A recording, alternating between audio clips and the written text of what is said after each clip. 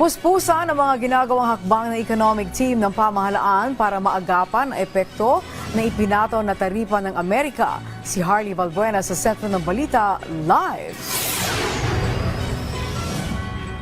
Angelique, pinulong na ni Pangulong Ferdinand R. Marcos Jr. ang kanyang economic team kaugnay ng epekto ng global tariffs na ipinataw ng Amerika. Sa press briefing sa Malacanang, ibinahagi ni Special Assistant to the President for Investment and Economic Affairs Secretary Frederick Go na partikular na tinalakay ang mga sektor at industriya sa pag-export na maapektuhan ng taripa.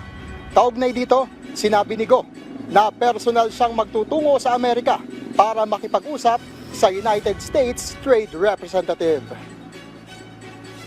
So we've reached out to the USTR and we have communicated with them our desire to engage in a meeting or dialogue with them, and they have positively responded. So I will be scheduling a trip to the United States to meet with the USTR soon. Kinumpirma rin ni Go na kasalukuyan ng nakikipagpulong ang economic team sa ng US tariff sa ASEAN region. Ayon kay Go, 3 paksa ang planong idulog ng ASEAN sa Amerika. First is to reaffirm the long, enduring, and strong relationship with the U.S.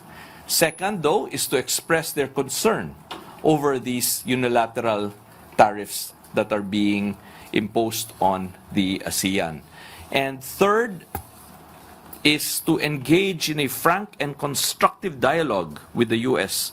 to reaffirm their readiness, or our readiness in ASEAN, to work together to explore mutually acceptable solutions on issues of common interest.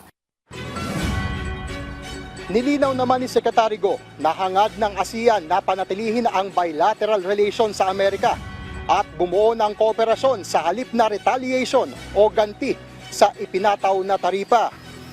Ayon sa National Economic and Development Authority, posibleng magkaroon ng 0.1% na epekto sa gross domestic product ng Pilipinas sa susunod na 2 taon ang reciprocal tariffs ng USA.